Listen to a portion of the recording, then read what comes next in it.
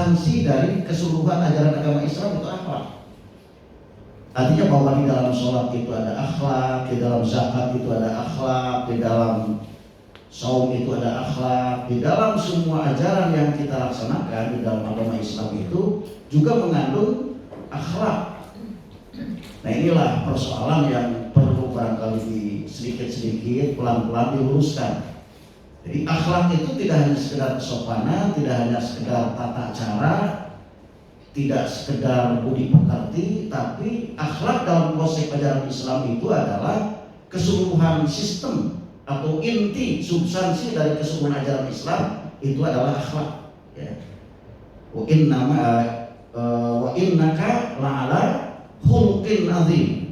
Jadi Allah memuji Rasulullah itu luar biasa bahwa sungguh engkau ini adalah Muhammad memiliki akhlak yang agung. Nah, bagaimana cara kita meneladani akhlak Rasulullah? Nah, itu barangkali pertanyaan awal ya.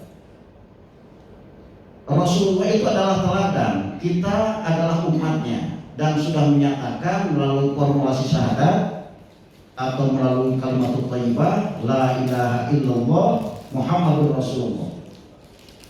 Tentu itu bukan hanya sekedar ucapan simbolik, tapi mengandung substansi dan mengandung konsekuensi. Jadi ketika kita sudah menyatakan la ilaha illallah, artinya kita sudah siap dengan segala konsekuensinya untuk mengikuti aturan Allah. Muhammadur Rasulullah bukan sekedar bahwa kita mengakui keberadaan Muhammad sebagai Rasulullah, tapi juga di balik itu ada konsekuensi yang harus kita laksanakan. Jadi ketika kita sudah menyatakan asyhadu anna Muhammadar Rasulullah, maka sudah implisit di dalamnya kita harus mengikuti apa yang disunnahkan oleh Rasulullah, apa yang diperintahkan oleh Rasulullah, apa yang dicontohkan oleh Rasulullah. Nah, ini tanggung jawab kita. Tanggung jawab bagaimana kita menjadikan Rasulullah itu sebagai teladan dan bagaimana kita bisa mengikuti keteladanan Rasulullah. Sekarang pertanyaannya, bagaimana cara kita mengikuti keteladanan Rasulullah itu? Bisa dibuka dialog langsung barangkali? Ya? Supaya tidak capek saya gitu ya. Ini kira-kira Pak Haji, bagaimana caranya agar kita bisa meneladani Rasulullah? Dan barangkali pertanyaan yang mendasar, apakah kita sudah berhasil menjadi umat yang meneladani keteladanan Rasulullah? Enggak, Subhanallah, lambung ianya komunikatif. Silakan. Jadi upamanya misalnya jamaah menaros tapi menaros gitu. Nah, pertanyaan pertama, sudahkah kita meneladani akhlak Rasulullah? Belum sama sekali. Belum semuanya, ya. Belum semuanya. Kenapa belum semuanya? Karena di dalam Quran kan ada. Nah, itu kan. Ya, ayyuhalladzina amanu atiiullaha wa atiiur rasul. Nah, dalam taat kepada Rasul, di antaranya Rasul itu nggak pernah marah kecuali marah karena Allah. Kita marah karena kadang-kadang emosi. Tapi marahnya sama kan? Sama-sama marah. Nah, kenapa kita belum sepenuhnya mampu mengikuti keteladanan Rasulullah? Dan itu bisa dipastikan bahwa siapapun tidak akan ada yang mampu mengikuti keteladanan Rasulullah itu 100%. Itu sudah bisa dipastikan, ya. Tapi bukan berarti kita tidak boleh berusaha untuk mengikuti keteladanan Rasulullah itu 100%. Berusaha harus. Tapi untuk sampai kepada tingkat 100% itu rasanya tidak mungkin, ya, tidak mungkin. Karena apa? Karena Rasulullah itu adalah orang yang dibimbing oleh wahyu, dibimbing oleh Allah. Ya, itu masalahnya. Kita kan baru dibimbing oleh wahyu, dibimbing oleh ustaz, oke, nama kita dulu. Jangan dibimbing oleh Allah. Tapi kayaknya kalau kita langsung dibimbing oleh Allah, oleh wahyu, kita nurut ya, sama seperti Rasulullah ya. Sudah bisa dipastikan itu. Tapi karena ya tidak seperti itu ya. Allah sudah tidak menghendaki, bukan menghendaki, tidak menjadikan kita sebagai orang yang senantiasa dibimbing oleh wahyu. Yang dibimbing oleh wahyu itu adalah Muhammad, hanya Rasulullah, dan kita bertanggung jawab, berkewajiban untuk mengikuti Rasulullah. Tapi kalau kita mengikuti keteladanan Rasulullah itu setengah-setengah atau hanya sebagian, kira-kira bisa diterima nggak oleh Allah? Hah? Oh, jangan waktu alam dulu ya. Nanti kalau sudah bingung ya baru Allah alam. Selama kita mengikuti karena Allah, insya Allah karena pasti diterima karena Allah gitu. Ya pasti ya, kita bisa memastikan meskipun kita baru 50% atau mungkin 10% atau mungkin masih di bawahnya, insya Allah Allah akan menerima ya apa yang kita lakukan berkenaan dengan meneladani akhlak Rasulullah SAW. Karena apa? Karena Allah sendiri mengatakan fattaqullaha mastata'tum. Ya, bertakwalah kalian semuanya sesuai dengan kemampuan dan kesanggupan kalian. Jadi Allah tidak la yukallifullahu nafsan illa wus'aha.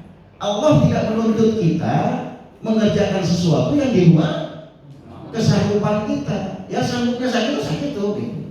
Sanggupan ukur mengikuti sunnah Rasul itu ya misalnya hanya qiyamul lail, ya itu saja ya, atau sabuknya hanya sholat duha, ya itu saja gitu.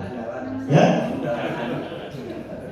Karena setiap orang muslim itu punya andalan sendiri-sendiri itu dalam melaksanakan ibadah. Ya, ayah anu resep nate qiraatul Quran, maca Quran gitu. Anu resep nate sholat duha, anu resep nate qiyamul lail gitu. Wakil walikul liwijhatun wa waliha fastabiqul khairat ya. Jadi ya kalau Rasulullah kan semuanya ya qiyamul lail, ya duha, ya baca Quran, ya semuanya. Semua yang disunahkan, yang semua yang diperintah oleh Allah dilaksanakan. Nah, kalau kita ya sudah untung lah 50% juga ya. Sudah untung gitu. Ya. Untung bisa. Tapi banyak yang nggak sanggup.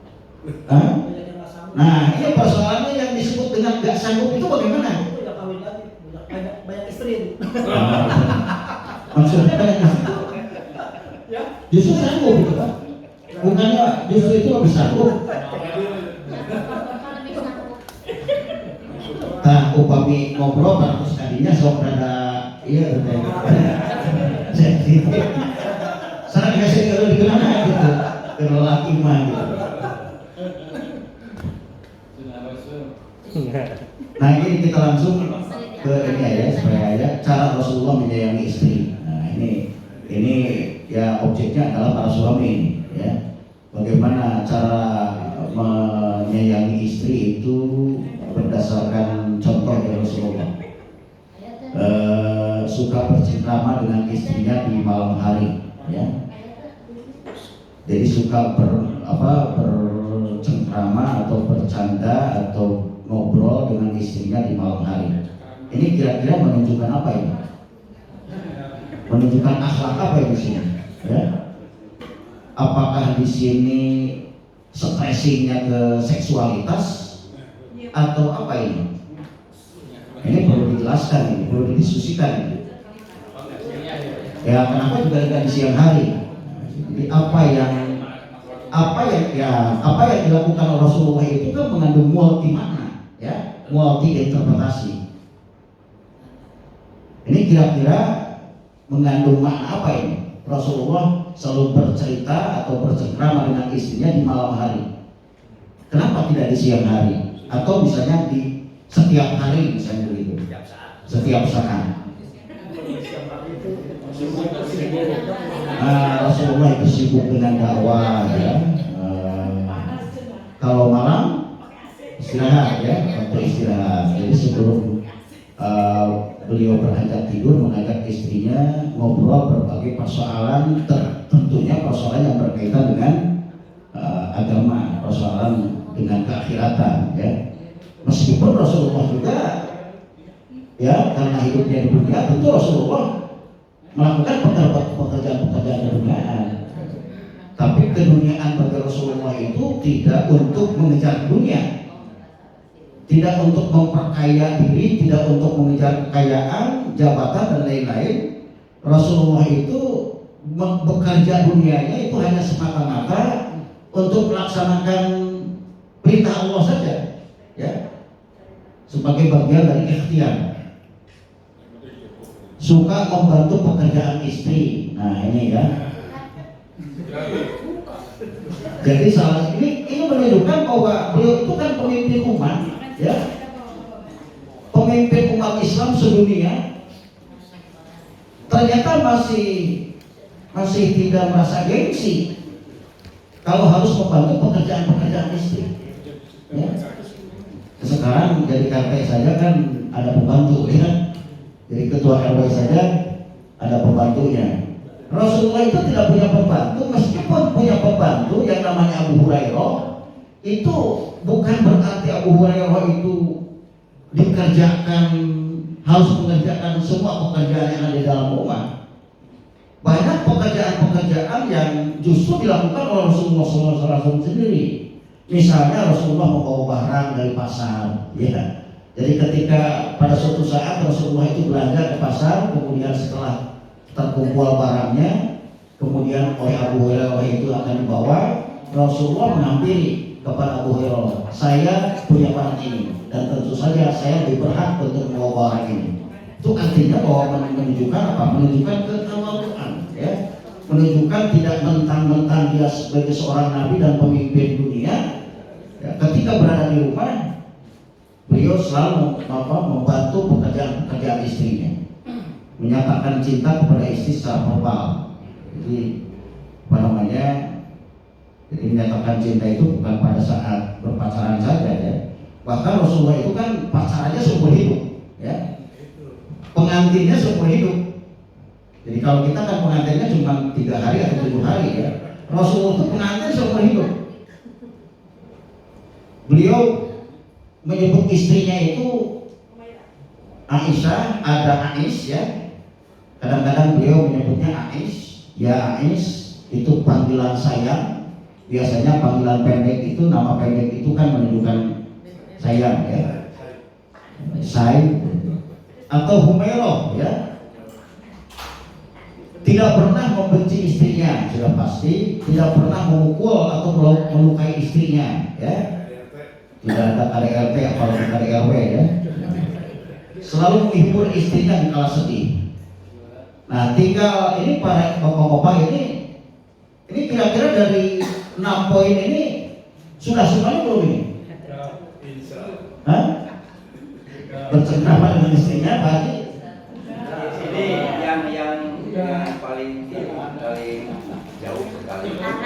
Ketika Rasulullah datang ke rumah, istrinya sudah tidur, beliau tidak tidur di luar. Nah, kalau saya dulu itu di gedor itu. Untung tidak ada di sini, kan? Tidak ada di sini. Jadi kalau sudah melaksanakan 6 poin aja ini, ya, itu ya mungkin sudah 50%, ya, kita menjalani Rasulullah itu. Nah, silakan lanjutkan. Nah, cara Rasulullah menyayangi umatnya. Nah, ini barangkali yang tidak dimiliki oleh banyak orang, ya, tidak dimiliki oleh para pemimpin dunia sekalipun. Yang pertama, selalu berdoa untuk umatnya dalam setiap sholat.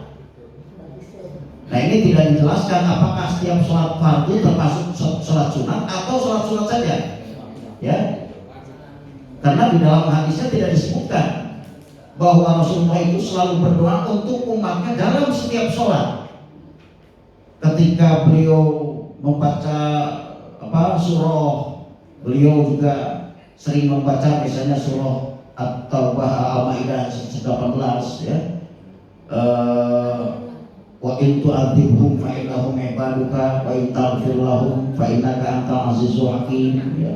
Dan ketika membaca ayat itu beliau selalu menangis. Kenapa menangis? Ternyata ayat itu membuat dia menangis itu karena dia tidak ridho. Beliau tidak ridho kalau umatnya nanti akan mendapat siksa dari Allah, akan disiksa oleh Allah Subhanahu wa taala. Jadi satu-satunya keinginan kerinduan beliau itu umatnya nanti di akhir zaman, di hari kiamat, tidak mendapat siksaan dari Allah Subhanahu wa taala. Nah, pertanyaannya, apakah kita yang dikhawatirkan oleh Rasulullah merasa seperti itu tidak? Merasa tidak mau disiksa oleh Allah tidak? Rasulullah padahal kita tidak kenal beliau, beliau tidak kenal kita. Tapi beliau tidak ingin kalau kita nanti masuk neraka. Ini luar biasa ini. Dan tidak ada nabi dan rasul yang punya sifat seperti ini. Ya. Makanya di dalam ayat yang tadi, yang di awal tadi, laqad kana lakum fi rasulillah, laqad ja'akum rasulun min anfusikum azizun 'alaihi ma 'anittum harisun 'alaikum bil mu'minina raufur rahim. Laqad, ya, jadi dalam bahasa Arab kalau laqad itu sudah pasti. Jadi kalau Allah mengatakan laqad khalaqnal insana fi ahsani taqwim misalnya, itu sudah pasti bahwa Allah itu menciptakan kita manusia ini dengan sebaik-baik bentuk, tidak perlu dilakukan penelitian lagi, ya. Kalaupun kita melakukan penelitian, tujuannya bukan untuk mempertanyakan ayat, tapi dalam rangka meningkatkan keimanan kita kepada ayat itu. Jadi tidak apa-apa kita melakukan penelitian, tapi bukan seperti orientalis, ya. Orientalis juga melakukan penelitian tentang Al-Quran, tapi tujuannya untuk mengetahui, untuk menguliti kelemahan dan kesalahan Al-Quran. Nah, kita para ilmuwan muslim melakukan penelitian tentang Al-Quran dalam rangka meningkatkan keimanan dan kepercayaan kita terhadap kemukjizatan Al-Quran. Jadi setiap buku beliau itu menangis, ya, ingat pada kita, mendoakan kita dan kita selamat. Tetap mendoakan walaupun beliau dizalimi. Mungkin masih ingat, ya, sejarah bagaimana Rasulullah SAW itu dilemparin batu oleh orang-orang Taif. Jadi dulu Rasulullah itu pernah berhijrah ke Taif, yang maksudnya ingin minta suaka ke masyarakat Taif, karena di Mekah sudah dianggap tidak kondusif menyebarkan Islam. Ternyata orang Taif pun tidak jauh berbeda dengan masyarakat Mekah, bahkan lebih kejam. Pada saat itu Jibril datang kepada Nabi Muhammad menawarkan jasa. Ya Muhammad, bagaimana kalau gunung Uhud ini saya angkat dan saya timpakan ke masyarakat Taif? Rasulullah menjawab, saya diutus oleh Allah bukan untuk menyiksa. Saya diutus oleh Allah bukan untuk melaknat, tapi saya diutus oleh Allah untuk menjadi rahmat untuk sekalian alam. Lalu beliau berdoa, Allahumma hdi qaumi fa innahum la ya'lamun. Justru didoakan masyarakat Taif yang sudah kelewat batas menerima baginda itu dengan lemparan batu yang mengakibatkan beliau bercucuran darah, tapi beliau doakan, ya Allah, tunjukkanlah mereka, karena mereka ini sebetulnya tidak tahu apa-apa. Nah, ini juga salah satu faktor yang bisa menyelamatkan hidup kita. Jadi ada seorang sahabat yang disebut oleh Rasulullah sebagai ahli surga. Kemudian para sahabat yang lain penasaran, siapakah ini? Ternyata setelah ditelusuri, sahabat itu biasa-biasa saja, ibadahnya biasa-biasa saja. Lalu sahabat bertanya kepada orang itu, sebetulnya Anda itu punya amal apa sehingga oleh baginda Rasul disebut sebagai ahli surga? Orang itu menjawab, saya setiap beranjak mau tidur selalu mendoakan orang-orang yang menzalimi saya, ya. Jadi saya selalu meminta kepada Allah untuk mengampuni dosa-dosa orang yang menzalimi saya, orang yang menipu saya, orang menyakiti saya. Ternyata itu katanya yang bisa menyebabkan orang masuk surga itu. Ya, mulailah dari malam nanti, ya, kalau kita pernah dizalimi oleh seseorang, doakanlah. Jangan didoakan tidak baik, tapi doakanlah panjang umur, doakanlah sehat, rezekinya berlimpah, ya. Kenapa? Kenapa Pak? Kira-kira itu bisa menyebabkan orang masuk surga?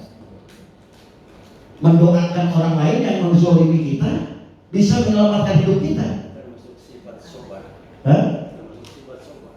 Termasuk sifat sobar. Wal afina 'anil nas, ya. Selain itu kira-kira apa tuh? Ini orang yang dizalimi tahu nggak? Hah? Tidak tahu. Nah itu ya, yang menyebabkan itu amalan yang sangat rahasia. Yang hanya yang orang yang dizalimi, yang menzalimi saja tidak tahu ada yang mendoakan.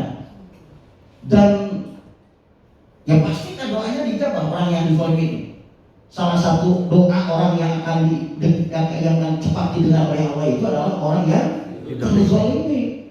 Nah, orang yang dizalimi tidak membalas dengan doa yang tidak baik, tapi orang yang dizalimi itu membela atau membalas dengan mendoakan dengan kebaikan.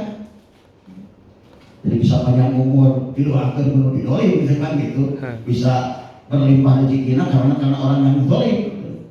Nah ternyata kata Rasulullah itulah salah seorang yang akan bisa masuk surga, mendoakan orang yang menzalimi kita. Termasuk pemimpin yang zalim. Pemimpin yang zalim kita doakan. Oh kita doakan, itu kita doakan. Tapi pemimpin itu pemimpin mana? Pemimpin Indonesia, pemimpin mana? Nah, doakan dapat hidayah. Kita mendoakan misalnya presiden kita kalau dianggap zalim, kita doakan ya supaya segera mendapat hidayah taufik dari Allah Subhanahu wa taala ya. Nah, kekuatan kita hanya doa itu ya. Kekuatan coba misalnya demonstrasi kan tidak begitu efektif. Kalau doa itu pasti efektif, akan didengar oleh Allah Subhanahu wa taala. Tapi sampai sejauh ini kan kita biasa-biasa saja ya.